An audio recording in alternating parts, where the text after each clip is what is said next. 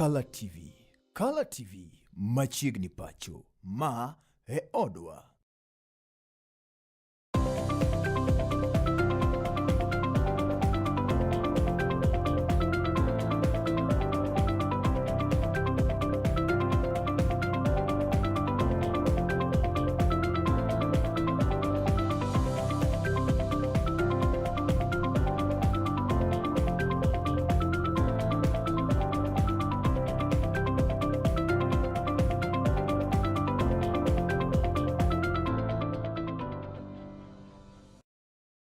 Oyimore kamoro mantiere janeno mar Color TV midhiambo ma kawuono mar chieng' tich ang'wen tarik 12 dwe mar adek higa 2020 to kod 6 machiegni weche manyien e kidienyendi mar Machiegni Pacho. Nyinga Joash Odhiambo Mitula ka jaloko marwa en nyadendi Bella Achieng'. Ka weche gi eki bende nyalo luwo achiel kachiel kokalo mbui magwa mag tudruok manindo Color TV live e Facebook, X @Color TV kaachiel kod YouTube bende Color TV Kenya. Wachako kama odwa ni jatend piny Kenya moluor William Samoei Ruto odiochieng' ma kawuono ne otimo limbe mare e kaunti onogo ma Nandi e hoho mar Okaka molimo sikunde mopogore opogore kama oting'o Kapsabet Boys ma bende ne osome higni go eko machien ma okalo. E kinde noendo ka otwak kod oganda e gwenge mopogore opogore e kaunti onogo ma Nandi, jatend piny okwayogi mar mondo omi giyie gi sire lwedo e chendo mage mag chwalo dongruoge pacho kaendi moting'o gedo mag apeyni, bero chendo mag somo kaachiel kod thieth e kinde mamoko. Kama bende oyango ni e kaunti ma Nandi osegolo kwan mag omenda maromo shillings bilion 900 ma idhi chwal godo chendo mopogore opogore kama oting'o gedo noendo mar alap tuke e mago eko mag apeyni e kinde mamoko, ka okwayo oganda go eko mar mondo omi bende obi one ni oyiere kendo e yiero mabiro ma higa manyien. Mimi nauliza nyinyi watu wa Nandi County, tuendelee na kazi ama mnataka hao watu watuletee kasheshe na vitimbi na sarakasi? Tuendelee na kazi tusiendelee? Tuendelee na kazi tusiendelee? Tujenge barabara, tuunganishe stima, tupange ajira ya vijana, tuendelee na affordable housing, tuendelee na mambo ya matibabu. Wangapi wanasema tuendelee na kazi, tuendelee na kazi? Si ndio? Mnajua hapa Nandi nimewapatia milioni 900 ya kujenga stadium mpya.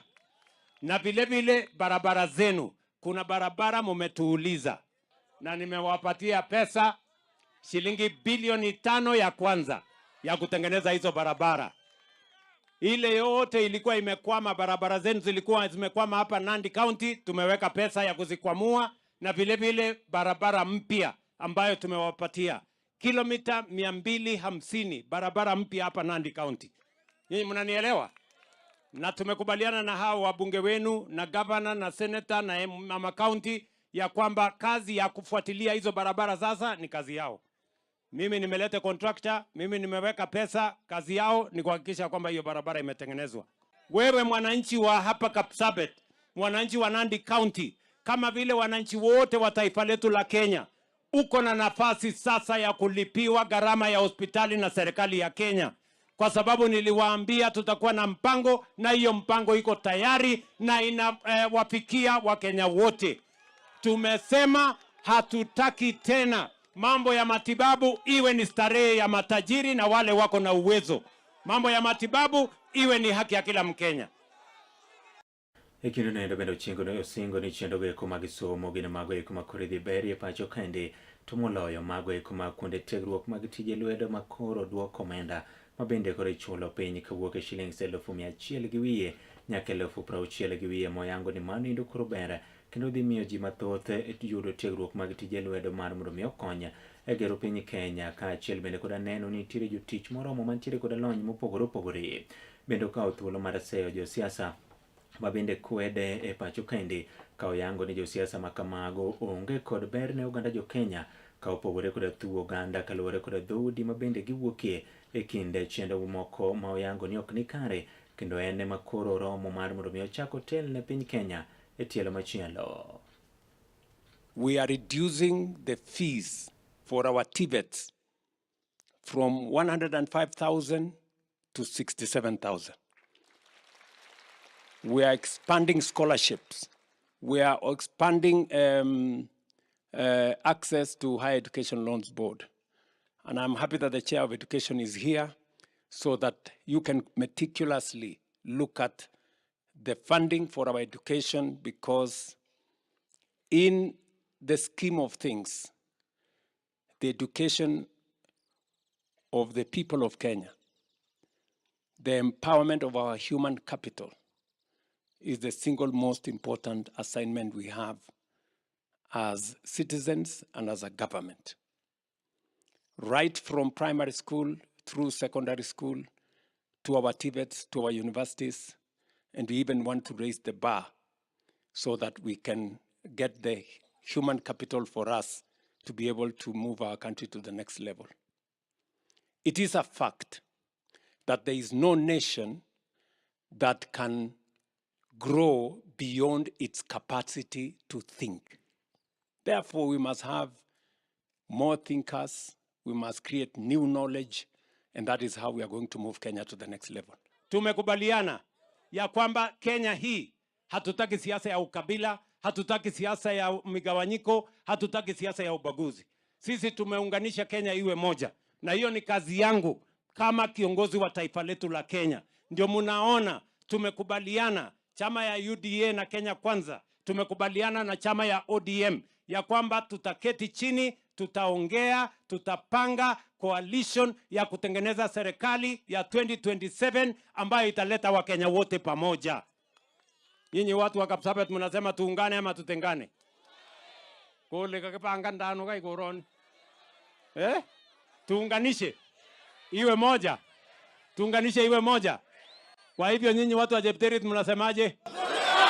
Ati mnasemaje? Ati mnasemaje? Ati mnasemaje? Hebu nione tutam. Weche gi kuma moke ni duol kara riwruok nogo ma ochung' ne johala pacho kaendi manendo Kenya National Chamber of Commerce okwedo malich mokalo monj ma jonjore moko kuro nyomonjo godo kanyendo magawa nendo ma Fairways mayudore kaunti nendi ma Kisumu manendo mari Irungu Nyakera kendo ketho mwandu ka oriwo koda ka nyamburko ka gitwa koda jofwambo e boma nendi ma Kisumu bende gikwedo malich mokalo tim bende kuro nochako monj godo kanyendo par machon ne jod bura nendo mararieda manendo Rafael Tojo kagiyango ni magweko gini timbe mochido maduoko wechegi kuma goala ka achiel koda dongruok mar uchumi piny kuom mano endo piny owacho yio tim nondo mong'itha kendo kawo ndamu mager ne achije ma itudo kada nyalo bedo ni ne otimo tim mochido makamano. Wuoro kabisa kwa yudo ni hotel moro ma noger gi Lake Basin malo wi got kacha nyocha jonjore odhi kuro motoyo mtokni moturo dhoudi moriembo welo manobiro kanyo. Mano gima kawa gi wuoro kendo gima wakondemo kwadwa tim kamano ni timore Kisumu. Kisumu en kama lony, Kisumu en kama otelne gi profesa ma ok dwa her ni gima kamano timore. Ma wacho ni sirkal ma national ni mondo ginene obila gi jogi kacheche gi mondo dwar jonjorego mondo terie court mondo court ong'e gima miyo gitimo gima kamano, nikech mano dhi buogo johala to ok wahero ni gik makamago timore ne johala obed ka kata obed Nairobi, nikech Nairobi bende waneno ka jomoko nyodhi magawa mar miluongo ni Dari mar jachung' ma chon ma Rarieda kendo waziri Rafael Tuju ma nyogi ketho gik moko kanyo makata Tuju nyo penjo jogo to utimore nadi to polis be nyone kanyo.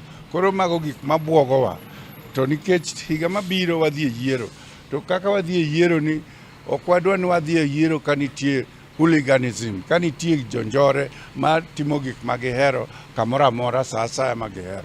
Piny gi moneno kaka ne oula malich omuomo monego jowa moketho gige jowa, wan wachung' ne johala. Sama flood so dhi mor okaw gik moko mane ng'ato waro, samoro ikaw gi gowi to pi okaw motero te. Kori leo makata kaka ibiro chulo loan tek. Akwayo ni ka nitie kony ne joma ne pi odaro kata ma pi oketho gigegi, to mondo sirikal mamalo kod sirikal ma piny mar kaunti ong'iyane joma noyudo chandruok machalo kamano. E wechegi mag doho en ni doho mamalo koro chungo kuom thuolo chik nindo mabende nyocha ne oket kanyendo kod duol mochung' ne neno ni chike mag apaya oluwe yor nendo makare manendo National Transport and Safety Authority machok NTSA mabende koro ne goyo kanyendo fwai derepe mag nyamburko kaachiel koda jogo eko mabende koro ne odhi ataro koda chike mag apaya fwai mabende koro ne igoyogi kanyo kaluwore koda bura nendo mabende koro ne ochwal e doho kanyendo koda riwruok ma ok mar piny owacho mong'ere kaka sheria mtaani e doho koro chungo ka gikwedo malich mokalo NTSA magiwacho ni mae oganda ma pacho kende ratich mar mondo mi owinjgi e nyim doho. Oten gi kanyendo koda okil Danstan Omari mabende oyango ni jo Kenya duto nitiere koda ratiro mar mondo mi chwalgi e nyim doho kendo giduok penjo ma ok ni koro igoyo gi fwai oyaye apiny mopogore opogore kendo kwedo ni okang' machalo kamano en mar mayo oganda jo Kenya. I'm Tani Nashata Kwambui as a litigation lawyer in that organization.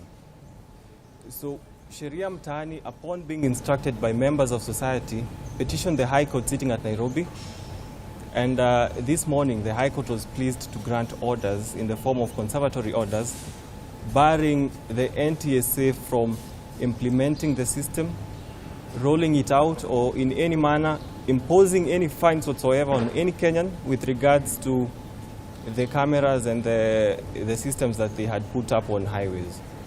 Reason being that this system was rolled out without consulting the law insofar as the rules that govern automated decision makers are concerned as under the Data Protection Act. Press.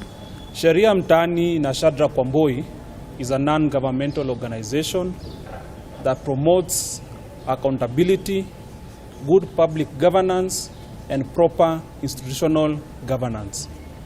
This is a non-governmental organization that purely has the interest of Kenyans at heart, and at this instance, the motorists at heart. Now, we lodged a three-pronged attack on the recently rolled out NTSA instant fine traffic systems, which saw the automation of instant fines. The first ambit, or the first umbrella in which we lodged this petition under, was Article 50 of the Constitution, which demands that every person has the right to a fair hearing and fair administrative action. Under the laws of this republic, all prosecutorial processes are governed by the Criminal Procedure Code. The Criminal Procedure Code and the Constitution of Kenya mandates only the judiciary to impose fines. NTSA is an arm of the executive power of the state. The state cannot, through NTSA, impose fines. That is making the judiciary lose its mandate under the 2010 Constitution. Free. The mandate to prosecute anybody who has committed a traffic offense is a mandate of the Director of Public Prosecution under Article 157. Jakeno duan bo siasa mar United Democratic Alliance machuok UDA manendo Jafeth Nyakundi mabende ene jaod bura nendo makitutu chache manyandwat kata kitutu chache North osiro malich mokalo report mano indo mar misi apar kada 10 points agenda manyocha ne opedhi e kind ODM kaachiel koda UDA ma oyango ni ber malich mokalo kendo dhi tiyo kwa chibnade ma osebiro kokwako oganda e pacho kaendi eka otwak e kar chung'ad buche nendo oyango ni chenro go eko mag chiwo chudo ne jogo mabende koro ne owito johera gi kinde ng'anyo kaachiel bende koda neno ratich oganda mopogore opogore riti ka okale chenro go eko mag yiero en gino endo maber kuom mano endo winjruok mar ODM kaachiel koda UDA bende koro osenyago olemo go eko mathoth kendo koro gisiro mar mondo mi giti kanyakla e piny owacho mabiro. Wana PG kuangalia ile maneno ya NADCO report ama coin 10 ile agenda, na tuliangalia hayo maneno yote, na kwa kweli tumeona ya kwamba yale mambo ambaye ile komiti ya coin 10 ilitupatia jana, yale mambo ya NADCO yameanza kuangaliwa. Mojawapo yale mambo ambayo yalikuwa naangaliwa na maneno ya IBC commissioners, na wale IBC commissioners wameingia kazi, na vile mmeona already wameanza kufanya kazi. Kumekuwa na by elections kadhaa, kumekuwa na by elections juzi tulikuwa Isiolo, tumekuwa na by election Banisa, tumekuwa na by election Malava, tumekuwa na by election kule Mbere, tumekuwa na MCAs, na hizo by elections zote broad based imeshinda. Na hii ya juzi ambaye UDA ndio ilikuwa nayo, UDA ilishinda viti zote. So broad based imekuwa ikishinda hizi viti zote. So maneno mengi ambayo ya compensation ya wale ambayo walipata ajali ama wengine walikufa katika zile riots ambazo zimekuwa zikifanyika, kama vile komiti ilisema, tumeweka pesa katika bunge bilioni 2 ili wale waadhiriwa waweze kupata pesa zao, waweze kulipwa stipend kidogo, ili waweze pia wao kujisaidia, kwa sababu kuna watu ambao walifariki, kuna wengine waliumia. So kazi inaendelea, na hii NADCO report sio kitu ambacho utaweza kufanya na siku moja. Kapodo na mane weche geko mag siasa ni jagoro maduong' e duond siasa mar Jubilee Manendo Moitalel Ole Kenta oyango ni welo mar higara nominations idhi tayo nendo moyangore mar mondo mi koro jatelo mabende jopiny biro yiero emi biro miyo tiko mar laro lemo weko mopogore opogore ka gitiyo kod duond siasa nendo mar Jubilee. Okwedo weche moko mosebedo kawachore ni duond siasa nogo nitiere kod jotelo moko magiseketo tenge e kor gwenge mamoko mar mondo mi koro yudo tiko kendo lar godo kombe mopogore opogore ka oyango ni ji duto biro chopo e pap kendo joma jopiny oyiero kata walo ema idhi miyo tiko. So I'd like to encourage our aspirants to prepare themselves for the elections of 2027. We shall do proper, transparent and fair nominations, and we shall ensure that we support all our aspirants up to the ballot box. Because if there is a Kenyan constituency that we should actually sympathize with, this is the Murwadikir. And people have not yet felt the damage, the loss of Ngano. It's so devastating to those people. And I believe they are like orphans, but you'll see all the vultures going there pretending they love them. Yet they are taking their land, they are doing all the damages. They didn't love him when he was alive, but I think also all the people who have been trying to finish him were the ones who are crying louder than the bereaved family. So we shall decide that at the appropriate time, but definitely as the alternative government, we shall definitely ensure that the Murwadikiri people get the right leader. Of course, we might not get the caliber of Ngano, but we'll get somebody close to. Janeno mara wakauyo mokwongo kaito bangi waduogo bangi nyereni machoka kumano indo meri manakete Kala TV nikech ma e odwa.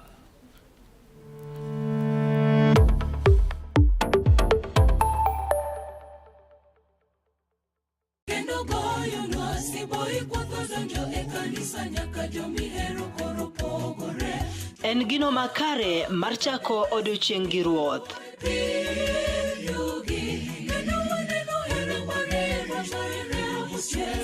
Ka igwedhori gi wendego mag pak masudi machiegni gi ruodhi.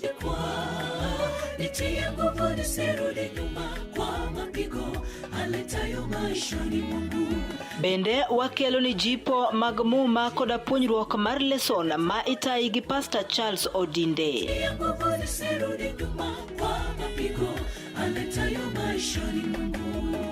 Riuri koda an Brenda Agenyo Nyasuba Nyanam chenro mar sabato maler ngeso ka ngeso chakre sa 12 mar okinyi nyaka sa 3 okinyi to mana e wang' jowi mar Kala TV nikech ma e odwa.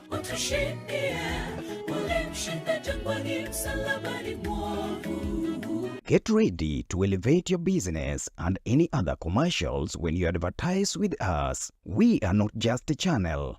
We are your gateway to the peak, for we give you the precision and desire to your commercials. Let us be your partner in success, broadcasting your message to thousands of our viewers.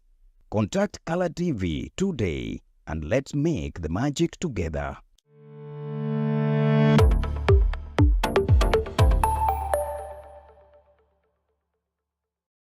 Machiegni kendo Duol ma ochung'ne kedo gi mibadhi kaachiel koda nyayo bidhruok mar oganda e pacho kaendi mano Ethics and Anti-Corruption Commission e yo machuok EACC koro nyiso mare wi kaka mibadhi medore malich mokalo e pacho kaendi to moloyo e piny owacho gi mag counties mathur kaendi 40 to koda 7 ka gitwak e kaunti nogo Homa Bay giyango ni weche gi mag mibadhi sani koro dwa medore kendo governors kaachiel koda jotend migepe mag counties nitiere koda ting' mar mondo mi koro gine kaka inyalo duok piny mibadhi makamago ma koro yango nogo tache migepe machalo kaka thieth, pur kaachiel bende koda mamoko kamoting'o kanyindo pi kinde mamoko ma koro giyango ni ber ka koro governors neno kaka inyalo duok piny. Koro ka kore gavana e kaunti ma Homa Bay Gladys Wanga oyango ni koro gisebedo ka gitiyo koda yor lony manyasani e choko osuru kaachiel bende koda neno ni nyinge jotich gin mago moket e yor lony manyasani mondo mi koro ogeng' mibadhi. Services, even drugs, without parting with anything. So the survey, especially the one by UNODC, will give you great insights. It's on the website on how Kenyans are experiencing quite a big problem in accessing health services in our nation. And we want to partner with the counties and different institutions to create awareness on preventive measures. Today, we have come to launch CPCs, which is a Corruption Prevention Committee. And as the governor has said, at the county level, the chair is the accounting officer, who is the governor, and the members are the CEC members. And we hope in this journey, this is the 8th county we are going to this season. We have been to 7 others. Last year we went to 6 others. And we hope one time to go to all the counties so that they establish strong preventive mechanisms among themselves. EACC cannot prevent corruption alone. We work together with our partners. We are at Homa Bay County to establish CECs. And after that, that is Corruption Prevention Committees. After that, we will train relevant members of staff in the counties so that they streamline prevention at the county level. Issues on how to effectively prevent corruption by putting in place robust governance frameworks and prevention measures so that we can see to it that the public resources that we receive as a county are utilized to the best interest of the people. I'm happy to report that from the report that has been given that EACC had from 2017, the county government of Homa Bay has made a lot of progress in putting in place structures that ensure corruption prevention. We now have a fully fledged audit committee. We have ensured digitization of our revenue systems to prevent corruption. In terms of HR, we have completed and concluded and operationalized our HR manual and staff establishment, and also our disciplinary mechanisms. Yeah, we have discussed how we will partner even more strongly with the EACC and our local law enforcement agencies here. Weche mamoko ni kaka okang'o nogo mar neno ni koro kede koda tiyo gi yedhe go eko momero ji e pacho kaendi. Migosi Frederick Ochieng' ma bende osebedo kariembo ndege kawuok e kaunti nogo ma Marsabit ka ochomo Busia ka oluwo counties go eko mopogore opogore. Ochopo e kaunti nendo ma Siaya kama okwayo piny owacho jonyuol kaachiel koda jopuonj mar mondo mi oyiene kaka inyalo res jopuonjre kata rowere matindo e tiyo koda yedhe go eko mamero ji. Oyango ni e tong' mar piny Kenya kaachiel koda pinje mamoko machalo kaka Somalia, Ethiopia kendo mamoko nyasore osebedi ka koro iuso kata iwilo e kind tong' mag pinje machalo kamago kama koro dwaro mar mondo mi yiene kaka inyalo rakruok koda tiyo gi yedhe go eko mamero ji moyango ni ketho rowere kaachiel bende koda ngimagi makiny.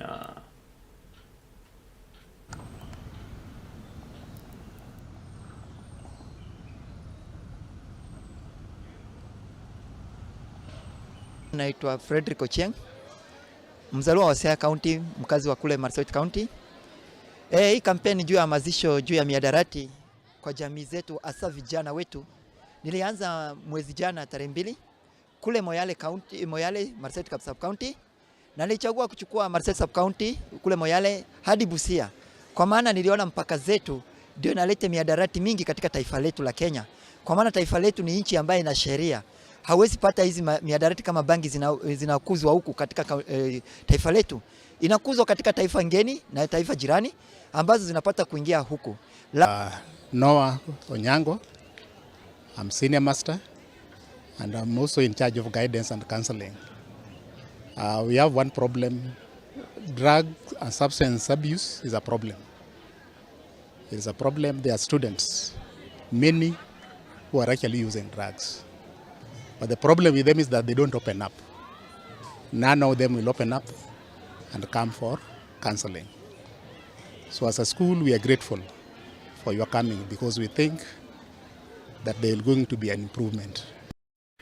Piny owacho ma pacho kaende koro golo omenda maromo shillings bilion 4.2 manedo midhisiere godo jopuonjre mbalariany duto mag piny owacho ma pacho kaende e tam niendi kata SMS na niendi mara mondo mi ober chendogo eko mag somo kalore koda jakom e aput mochung' ne chwalo omenda ma kamago eko ne jopuonjre maneno Laktar Edwin Wanyonyi oyango ni nyaka gie kinde niendi omenda maromo shillings milion 8.4 gin mago eko mabende koro osechopo kanyendo ne jopuonjre ka omenda gie keyo kalore koda kidienje mopogore opogore mabende koro ne okete jopuonjre mbalariany mopogore opogore mar mondo mi koro osirgi godo kaachiel bende koda neno kaka ngimagi nyalo bedo makare kinde ma gintiere sikunde.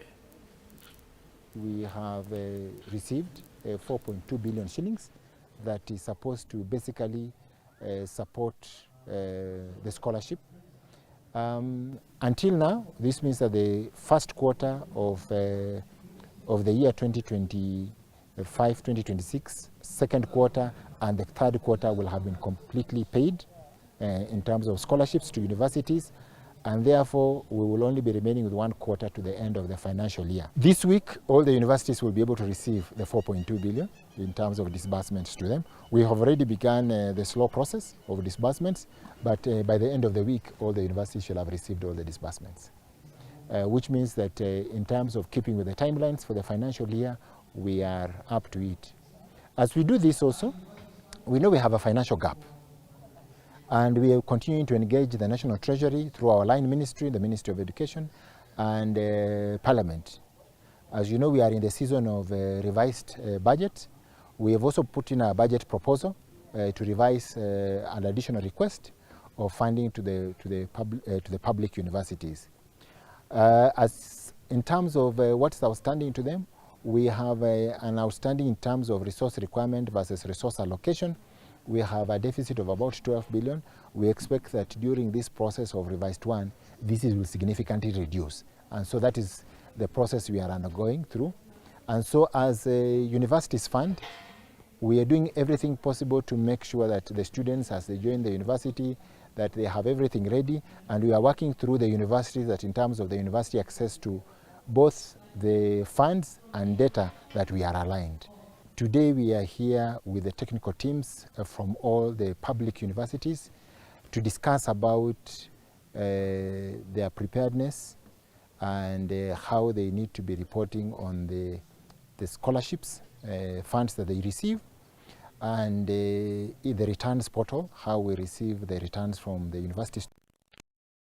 Janeno mara yena mar mondo mi wamake gi kanyo ende kidieni endi mara machiegni pacho kata kamano watude kanyendo saa 3 wang'e kidienyo nogo mar ng'iende weche makelo ni weche mamoko mathoth e yo nendo mar adimba kaachiel bende koda chendo nendo kata kidienya manendo mar orindi mar siasa kaka wuon watwa kanyendo koda regional coordinator mar duond buch siasa nendo mar Safina mabende otelne kanyo koda Jimmy Wanjigi kaachiel koda okil Willis Otieno kaka jalupne ka migosi Amimo Kamimo main regional coordinator manendo maimbo mar piny Kenya kata moriwo Nyanza kaachiel bende koda imbo mar piny Kenya obro twago dewi chendo go mag siasa Otieno ni endi makawuono kuma nendo kidienyo nogo mar orindi mar siasa abai kanyo endo erokamano kuom ne bedo koda chakruok nyaka giko.